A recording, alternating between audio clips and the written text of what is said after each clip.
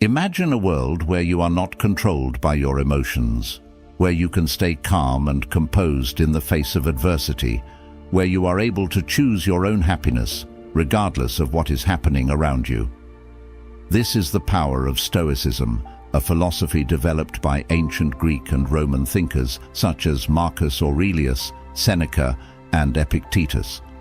One of the most famous Stoic anecdotes is the story of Epictetus's lameness. Epictetus was a slave who was mistreated by his master.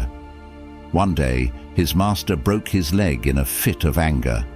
Epictetus simply looked down at his leg and said, "Well, at least I have one leg left." This anecdote shows that Epictetus was able to control his emotions even in the face of extreme hardship. He did not let his anger or resentment get the better of him. Instead, he focused on what he could control and made the best of the situation. Stoicism can teach you to do the same. It can teach you how to control your thoughts and emotions, and how to live a more resilient and fulfilling life. Stoicism is an ancient Greek philosophy that teaches us how to live a good life by focusing on what we can control and accepting what we cannot. It is a philosophy that has been used by some of the most successful and influential people in history. Stoicism is based on the idea that the only thing we can truly control is our own thoughts and actions. Everything else, such as our possessions, our relationships, and our health, is outside of our control. When we focus on what we cannot control, we set ourselves up for disappointment and frustration. The Stoics believed that the best way to live a happy and fulfilling life is to focus on what we can control and accept what we cannot. This means letting go of negative thoughts and emotions such as anger, resentment, and fear. It also means accepting the things that we cannot change, such as the past and the actions of others. Stoicism is not about being emotionless robots. The Stoics believed that it is important to feel our emotions, but not let them control us. When we feel an emotion, we should acknowledge it and allow ourselves to feel it fully. However, we should not let our emotions lead us to make impulsive decisions or behave in ways that we will later regret. Stoicism can be a powerful tool for helping us live happier and more fulfilling lives. It can teach us how to manage our emotions, deal with adversity, and build resilience. If you are interested in learning more about Stoicism and how to apply its principles to your own life, this video is for you. Here are some specific ways that Stoicism can help you control your thoughts and emotions. 1. Identifying and challenging negative thoughts. The Stoics believed that our thoughts create our emotions. If we have negative thoughts, we will likely have negative emotions. By identifying and challenging our negative thoughts, we can change our emotions for the better. Focusing on the present moment. The Stoics believe that the only thing we can truly control is the present moment. When we focus on the past or the future, we are worrying about things that are outside our control, which can lead to anxiety and stress. By focusing on the present moment, we can let go of these negative emotions and experience greater peace and contentment. 3. Accepting what you cannot change. Many things in life are outside of our control, such as the past, the actions of others, and natural events. When we try to resist these things, we only cause ourselves pain and suffering. By accepting what we cannot change, we can find peace and serenity. The Stoics believed that emotions are not inherently bad. They are natural human reactions to different situations. However, they also believed that emotions can be harmful if they are not controlled. When we let our emotions control us, we are more likely to make impulsive decisions and behave in ways we will later regret. We are also more likely to experience negative emotions such as anger, resentment, and fear.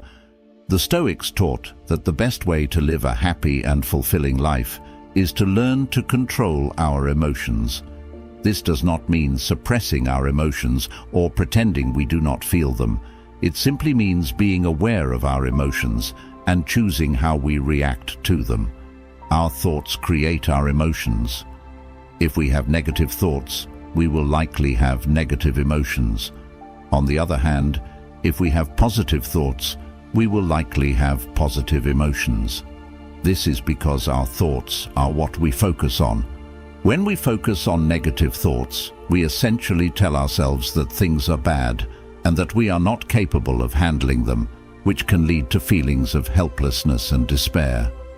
Conversely, focusing on positive thoughts tells us that things are good and that we can handle whatever comes our way, leading to feelings of confidence, optimism, and empowerment. There are a number of things you can do to control your thoughts. Identify and challenge negative thoughts. The first step to controlling your thoughts is to become aware of them. Once you are aware of your negative thoughts, you can begin to challenge them. Ask yourself if there is any evidence to support these thoughts. Are you really in danger? Are you really not capable of handling the situation? Replace negative thoughts with positive ones. Once you have challenged a negative thought, replace it with a more positive and realistic one. For example, if you are thinking, "I'm going to fail this test," replace it with, "I have studied hard and I am prepared for this test." Practice mindfulness. Mindfulness is the practice of paying attention to the present moment without judgment. When you are mindful, you are more aware of your thoughts and emotions, and you are better able to control them. Accept your emotions without trying to suppress or ignore them. Allow yourself to feel them fully. It is okay to feel sad, angry, or scared sometimes. Express your emotions in a healthy way by talking to a friend, writing in a journal, or exercising. Remember, just because you feel an emotion does not mean you have to act on it. You have the power to choose how you react. Here are a few specific Stoic techniques to control your thoughts and emotions. The dichotomy of control. This divides everything in the world into two categories: things we can control and things we cannot. We can control our own thoughts, actions, and attitudes, but we cannot control others' thoughts, actions, or attitudes, nor external events such as the weather or the economy. Focusing on what we cannot control only brings disappointment and frustration. Instead, we should focus on what we can control and make the most of the situation. Negative visualization. This involves visualizing the worst-case scenario. This can help us let go of our fears and anxieties. For example, if you are worried about giving a presentation, visualize forgetting everything or saying something embarrassing. Ask yourself if it's really that bad. In fact, you can probably learn from your mistakes and become better at presentations in the future. Memento mori. This Latin phrase means, "Remember that you must die." It serves as a reminder that life is short and we should make the most of it. Remembering our mortality helps us realize that the worries we have today are not as important in the grand scheme of things. The Stoic virtues of wisdom, courage, justice, and moderation are essential for living a good life. Wisdom is the ability to distinguish between good and evil and to make wise decisions. Courage is the ability to face our fears and do what is right, even when difficult. Justice is the ability to treat others fairly and with respect, and moderation is the ability to avoid extremes. In conclusion, Stoicism is a powerful philosophy that can help us control our thoughts and emotions and live happier, more fulfilling lives. Stoicism is not about being emotionless. It's about being mindful of our emotions and making thoughtful choices about our reactions. Stoicism is a journey, not a destination. It takes time and practice, but the rewards are well worth it. If you enjoyed this video, please like and share it with your friends, and subscribe for more videos on Stoicism and other topics related to personal development. Thank you for watching, and we hope to see you in another video. Second signal, selective availability. Selective availability in relationships is a telling sign where the dynamics are skewed heavily in favor of one party. It's a situation that many of us have faced, a friend or a loved one who is always ready to receive support but seldom available to give it. This kind of relationship echoes the words of the Stoic philosopher Seneca, who observed, "Wherever there is a human being, there is an opportunity for kindness." However, in the case of selective availability, this opportunity seems to be a one-way street. This behavior is a reflection of a relationship where convenience outweighs genuine care and reciprocity. When someone is only present in your life when it suits them or when they stand to benefit, it points toward a lack of genuine commitment and concern. Marcus Aurelius, a figurehead in Stoic philosophy, once stated, "It's not what happens to you, but how you react to it that matters." This perspective is particularly useful here. It suggests that your response to selective availability is crucial. It's about recognizing your value and not allowing yourself to be treated as an option rather than a priority. Selective availability isn't just about physical presence. It's also about emotional availability. When you're always the one offering a listening ear or a shoulder to cry on, but find the same support missing when you need it, it's a clear indicator of imbalance. This lack of reciprocity can lead to feelings of loneliness and frustration. It's reminiscent of Epictetus's words, "We have 2 ears and 1 mouth so that we can listen twice as much as we speak." In a balanced relationship, this adage applies to both parties, but in selectively available relationships, you might find yourself perpetually on the listening end. From the perspective of Western psychology, reciprocal social support is fundamental to healthy relationships. The concept of reciprocity is deeply ingrained in human social interactions and is essential for the development of trust and emotional safety. When this reciprocity is absent, it can lead to emotional strain and a decrease in self-esteem. It is important to recognize when you are in such a dynamic and to take steps to address it. This might involve open communication about your needs and feelings, setting boundaries, or reevaluating the relationship altogether.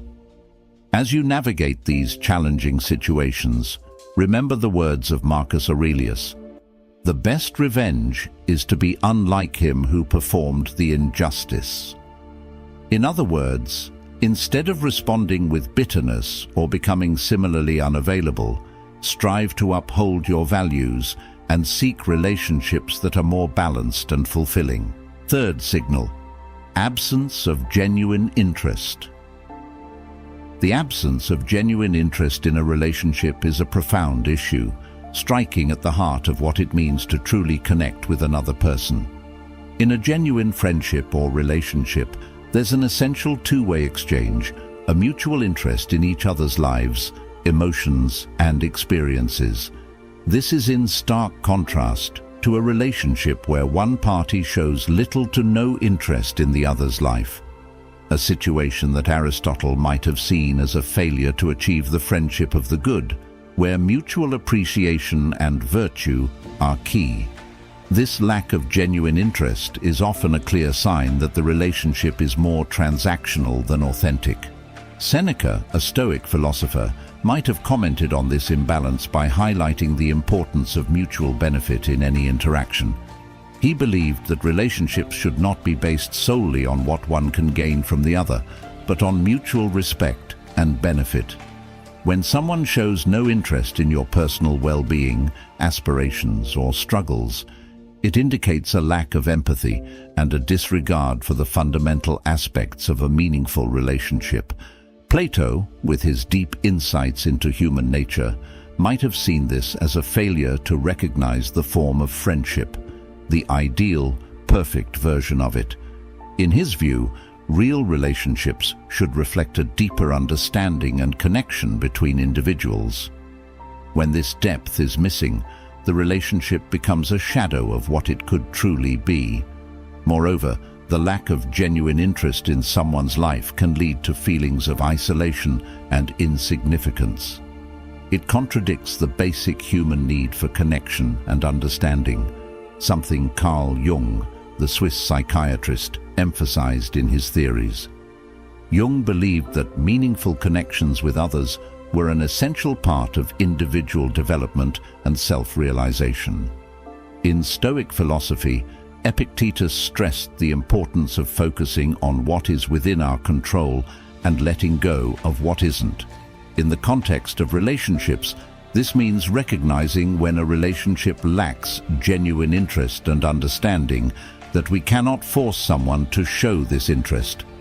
Instead, we should focus on cultivating relationships that are enriching and mutually supportive. Socrates, known for his method of deep questioning, might have encouraged us to question the nature of our relationships continually. Are they based on mutual respect and interest, or are they one-sided? This constant inquiry can help us navigate toward healthier and more balanced relationships. Fourth signal: emotional manipulation unveiled. The fourth signal, emotional manipulation, is a critical concern in any relationship. It occurs when one person uses guilt, emotional pressure, or even subtle coercion to influence the other's actions. This form of manipulation is particularly insidious because it exploits the victim's compassion and empathy, often making them question their own feelings and motivations. Stoic philosophy, particularly the teachings of Epictetus, offers a lens through which to view this behavior. Epictetus taught that external events are beyond our control, but we can control our responses to them. In the context of emotional manipulation, this means recognizing the manipulative behavior for what it is and choosing not to let it dictate your actions or question your self-worth. Marcus Aurelius, another Stoic philosopher, focused on the importance of acting in accordance with one's own nature and reason. When faced with emotional manipulation, it's essential to stay true to oneself rather than being swayed by someone else's attempt to exploit your emotions. Aurelius might have advised that we maintain our integrity and not allow others to disturb our inner peace.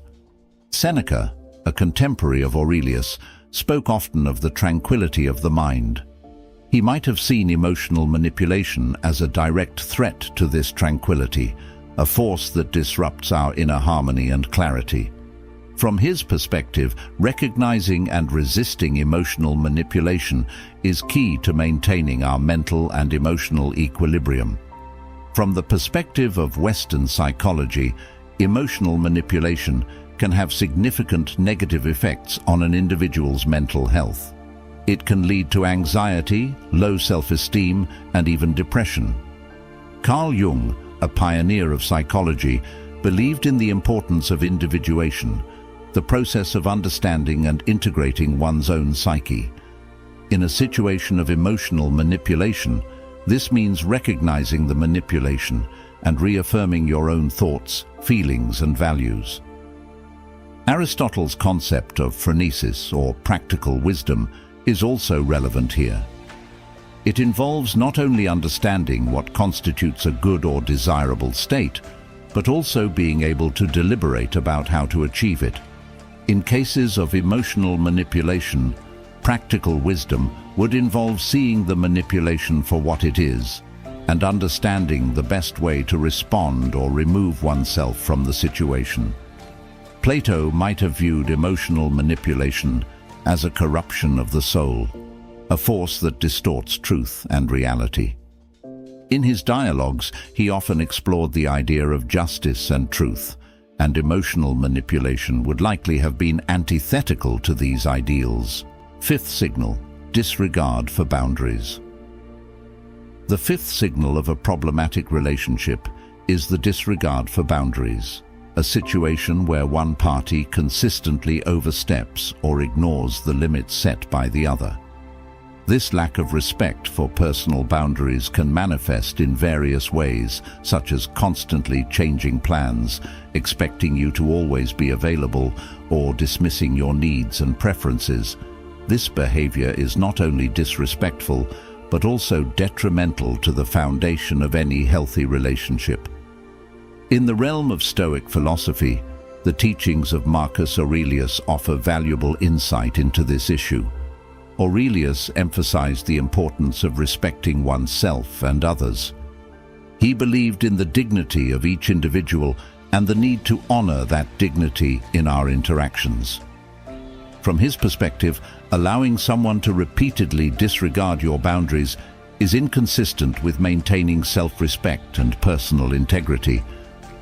Similarly, Seneca, another Stoic philosopher, spoke about the balance between self-preservation and the duties we owe to others. He would likely view the disrespect of boundaries as a violation of this balance. In a healthy relationship, there should be a mutual respect for each other's time, space, and individuality. When these are continuously disregarded, the relationship becomes one-sided and harmful. Epictetus, known for his teachings on the control of one's own responses and actions, would advise individuals in such situations to remember that their reactions and boundaries are within their control.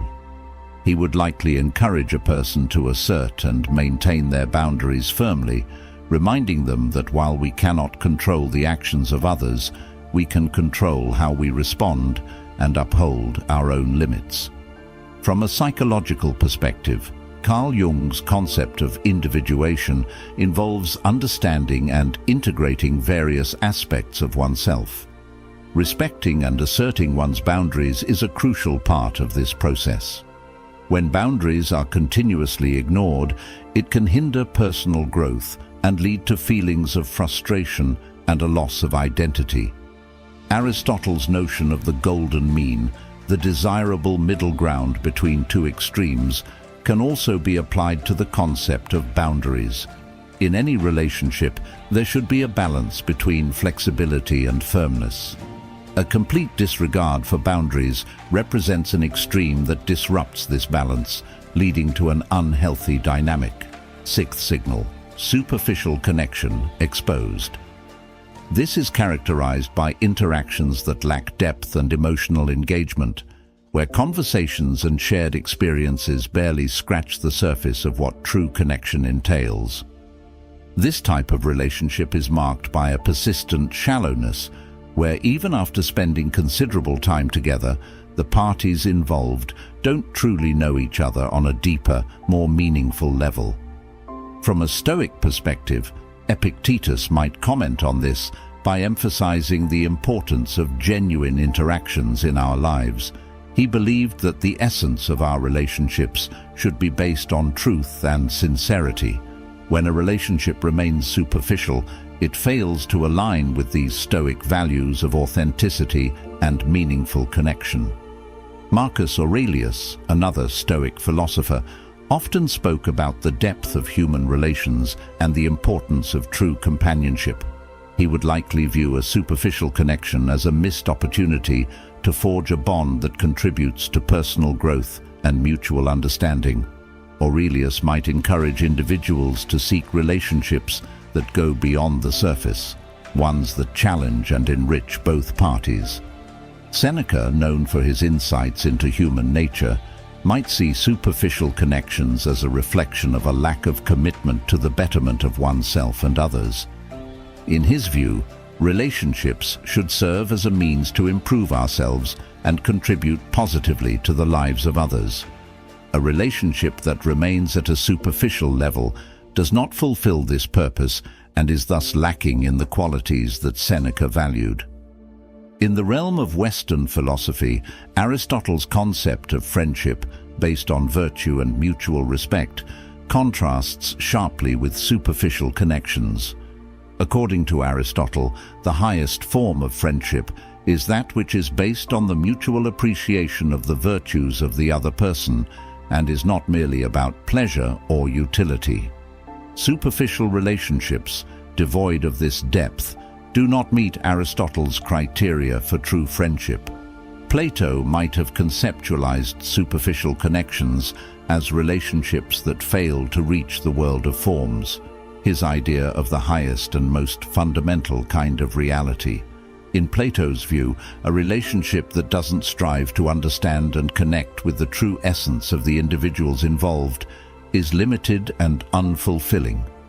Carl Jung, a Swiss psychiatrist, emphasized the importance of deep, meaningful connections in his theory of individuation, the process of self-realization.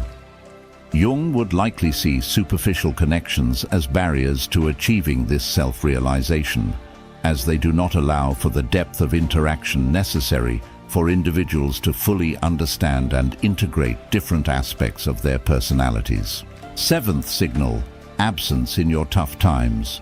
The seventh and a deeply telling signal of a problematic relationship is the noticeable absence during tough times. Genuine friendships and relationships are tested and proven not in moments of convenience, but in times of challenge and adversity. When a person you consider a friend or a partner is conspicuously absent during your periods of struggle or hardship, it speaks volumes about their investment and commitment to the relationship. Stoic philosophy, with its focus on virtue, resilience, and the nature of human relationships, offers valuable insights into this issue. Epictetus, a prominent Stoic philosopher, believed in the importance of enduring hardships with a sense of stoicism and grace. However, he also recognized the value of support and companionship in overcoming life's challenges. In the context of a friend's absence in tough times, Epictetus might remind us that while we cannot control others' actions, we can control our response, including re-evaluating the relationship and seeking support elsewhere. Marcus Aurelius, known for his meditations on life and duty, would likely see the absence of a friend in hard times as a failure in the duty of friendship. For Aurelius, the essence of any relationship was based on mutual support and understanding. The absence when you are most vulnerable contradicts the very principles of mutual respect and empathy that he valued. Seneca, another Stoic thinker, wrote extensively about the trials of life and the role of friends in easing our burdens. He might view a friend's absence in tough times as a lack of true friendship, which he believed should be based on a foundation of mutual support and understanding. For Seneca, enduring hardship is a part of life, but enduring it alone when you have sought the support of friends indicates a relationship lacking in genuine care and solidarity. From a Western philosophical perspective, Aristotle's concept of friendship involves mutual goodwill and shared values. In his view, a friend who is absent during your struggles fails to meet these criteria of true friendship. Aristotle believed that such friendships, based on utility or pleasure, are less enduring and lack the depth and commitment of virtuous friendships. Plato might see this absence as indicative of a relationship that lacks the ideal form of friendship, one that is based on a deeper understanding and connection between souls. For Plato, true friends are those who remain present and supportive, especially during life's challenges. Carl Jung, in his exploration of the human psyche, emphasized the importance of deep, meaningful connections in achieving personal growth and self-actualization. The absence of a friend during difficult times can be detrimental to this process, depriving individuals of the emotional support and understanding necessary for overcoming personal struggles.